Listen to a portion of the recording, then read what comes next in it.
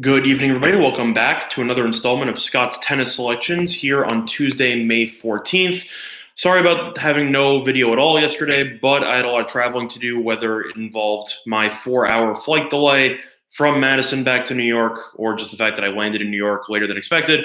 I wasn't able to make a video, but I do have a tennis play for you tonight, and we will be resuming the usual schedule, and I will start to make 2 videos a day now that I am officially a college graduate. So I have more free time on my hands back home. And now with that, I will focus more on StatSalt, and I will be providing you with more daily content as I have sought out to do so in the past month. But now I have a lot more free time in order to make even more videos for the rest of you. Hopefully the lighting's fine. I'm still trying to work out. Thanks a lot, Michael. Appreciate it. Sorry if the lighting's a little bit messed up with the colors in the background, but I'm still trying to find the right lighting setup in my house back in New York. But either or, show must go on, and we will dive into the play of the day in tennis. And we will be going back to the tournament in Rome right now, as it is currently on about day 2. And we are going to be looking to a matchup between 2 high-profile guys. One's known a lot more than the other one for pretty bad reasons, either or. Yep, thanks a lot. I appreciate it. Overall, the play that we're going to be looking at is a matchup which should be taking place at roughly 6:15 in the morning Eastern time, and it will be between Medvedev and Kyrgios. Kyrgios needs no introduction. He's obviously one of the most talented players in the entire tour, but it is important to note that he is mentally unstable, and people have to wonder what the story is with him mentally. But assuming that Kyrgios' head is right, he's ranked 36th right now. When he's on his game, Kyrgios is clearly a top 10 player in terms of talent in the entire world. Peter, I'll actually go into that match because I actually thought about giving that match out as well, but that's more of a lean, so to speak. But Medvedev is a very solid player. He's up to number 14th in the world. I actually watched him live in the U.S. Open last year as he ended up beating Tsitsipas in one of the early round matchups there. Both these players are off a loss. Medvedev lost in Madrid to Guido Pella in the first round in 3 sets, and Kyrgios lost in straight sets in Madrid to Steven Struff. Thanks a lot, Hank. I appreciate that. However, the reason why we like Kyrgios is I just don't like Medvedev being a -3 favorite here. I think that this line should be closer to -1.5, -2. But Kyrgios on 5 dimes at +3, which is available at +100, I think is just too valuable there. I just think that spread is a little bit too high for Kyrgios. Kyrgios did lose, but it is worth mentioning that people know this, but just to reiterate, it's very difficult to transition from hard court to clay based on, thanks a lot, Peter, I appreciate it, based on the fact that hard court and clay is definitely a lot more rally-based, the ball doesn't bounce as high, and, it's just a different surface entirely, and it's more focused on rallying, so it tends to take players a couple of matches or a couple of, weeks to adjust to the change in surface. However, Kyrgios in his first match on clay still lost 7-6, 6-4. He still played well, and he also served well because Kyrgios is one of the best servers on the tour. He had 8 aces and 2 double faults. His returning wasn't great. Medvedev is a pretty good server, not amazing by any means, and Struff has played well lately. I think that Medvedev could win the match, but I simply think that +3 is a little bit too much. I think -3 is too high of a spread, considering the fact that Kyrgios is one of the best servers on tour. And historically, he actually is a very solid clay court player when injuries are not in his way. Medvedev has only played 1 match in Rome in his career, and he lost last year in the first round to Robin Haase, where Kyrgios has been in this tournament before. In 2016, it was a while ago, but he did actually take Nadal to 3 sets. So Kyrgios has actually been decent on this court before. And Medvedev is a very solid player. I don't consider him a clay court specialist by any means. I think that he's pretty good on clay. He was able to win against Ramos Vinolas and Jari and McDonald, and he has been pretty solid on clay. But I simply think that +3 is too juicy to pass up at +100. So the play of the day in tennis for May 14th will be Kyrgios +3. Which is available at +100 on 5 dimes. In terms of Benoit pair at -2.5 here against Fritz, against Redo Albert. Albert's decent, pair's significantly better Pair's won the head-to-head 2-0. It is worth mentioning they did play in the French Open a couple years ago, and that ended up going 5 sets.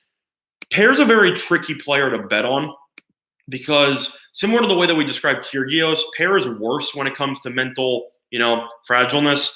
Pair is one of the players who's well known on tour to mentally, collapse, and his shot selection is definitely poor. So that's something to keep in mind. So in terms of that match, Pair should win because Pair is significantly better on clay, but it would not surprise me to see him potentially drop a set to Albert because Pair just mentally checks out. That's the issue that I have with betting Pair on spreads. Money lines make a lot more sense for Pair because he tends to take some sets off, and mentally he'll tend to lose us. He'll get broken because he'll try some drop shot from 7 feet behind the baseline for no reason. So for me, that's something to keep in mind. But somebody asked me before, it was Peter who asked me about the Berrettini versus Zverev match there. I actually like Berrettini in this match as an underdog here. I know that Zverev did win in this exact tournament against Berrettini last year, but I have to lean to Berrettini at plus one. I want to find the exact price here. I would lean to Berrettini plus one. Let me look at this. Sorry, I'm trying to find this. Plus 135 on 5 dimes here. I think Zverev will win the match, so I would be more in line to lay with the plus price or even take the Berrettini over 12.5 games at minus 105 on 5 dimes. But overall, Berrettini definitely has a home court advantage, and it's something to keep in mind. Corey, I'll go into some women's tennis after this. But Berrettini has the home court advantage. Zverev is coming off of a tough 3-set loss to Tsitsipas. Zverev did make the final here last year, but Berrettini absolutely smacked Luca Pouille in the first round.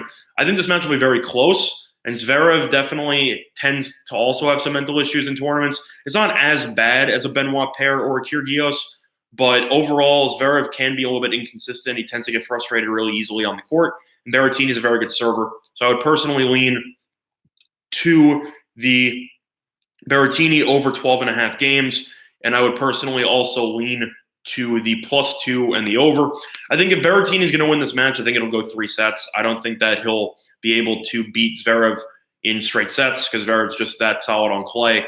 But I definitely see what you're talking about, Peter, and I think that there is value on Berrettini as the home court favorite, as the home court underdog, I should say, plus in that one. And now I did have some questions on women's tennis. Quick disclaimer, I definitely follow men's tennis a lot more than women's tennis. So I don't want to say that I don't know what I'm talking about with regard to women's because I do follow it. But in terms of value and stuff like that, I'm definitely more knowledgeable when it comes to men's tennis. But at first glance, when I'm looking at the board here, I see some value on Suarez and Navarro as an underdog against Yastremska. Yastremska's lost 3 straight. They did play heads up earlier this year on hard court. It ended up going 3 sets. But Yastremska is not the greatest clay court player. He's lost 3 straight matches in pretty convincing fashion. And I just simply think that Suarez Navarro, being the Spaniard that she is, will be able to handle the clay court better than Yastremska will. So I would lean to Suarez Navarro there. Yeah, Paul, the reason why I didn't make any picks today, it's actually a shame I didn't because I actually was a fan of Yoko One's money line, which I had some personal money on, which is currently winning. But I was actually, I had a flight back to New York, Paul, and my flight ended up getting delayed 4 hours. So I was unable to make a video. My original plan was to get back to New York at roughly 2 o'clock or so, and then I'd make a video, cover the playoff game tonight, cover some baseball, and then I'd give my play of the day. Unfortunately, you might have heard about this in Delta. One of the planes today had to make an emergency exit in Pittsburgh because of engine failure. And it turns out that that plane that had to make the emergency exit was the plane that was supposed to pick me up in Wisconsin. So because of the fact that they had to stop over, my flight got delayed 4 hours. And I was stuck in the airport playing online poker for about 3.5 hours, give or take. And I was unable to make a video as a result. So that is why there was no video today. However, since I'm back in New York and I'm back on home soil, I will be able to do videos every day. So sorry about that, Paul, but it is what it is. It happens. Yeah, it's all good, Paul. Don't worry about it. But in terms of other women's tennis matches here, just to quickly look through the card here, what do I like here? I'd lean to Ostapenko here, but nothing really huge there. And in terms of other matches here, I think there's actually some value on Collins against Wozniacki. I know Wozniacki won in the French Open 7-6, 6-1, Wozniacki just retired from her last match against Cornet, and I think that 9 days off is a decent amount of time off, but she's only played one clay court match in the last about 2 weeks or so. Plus, she actually retired down 3-0, so she didn't even get that far into the match. You have to wonder what her current actual health is with Wozniacki. And Collins is coming into this match off a tough 3-set loss against Barty. But Collins is still a very crafty American player, youngster. She had some success in Rome last year, with going through qualifying and even winning the first round. But I think she'll win the match outright, not necessarily. But I definitely think Wozniacki is too big of a favorite for this match, considering the fact that she just retired down 3-0 in the first set of the last match. So I have to wonder what her actual health is for this match. So I would lean to Collins there, and I would lean to Suarez-Navarro. But for your tennis, I would lean, and the play of the day is going to be on Nick Kyrgios +3, which is available at +100 on 5 dimes. But that's going to do it for this installment of Scott's tennis selections here for May 14th. And I will be back tomorrow morning for the regular recap and the play of the day, as well as another tennis video tomorrow night. But hopefully by the time we all wake up tomorrow, Kyrgios will be able to cover the +3 at +100 at 5 dimes.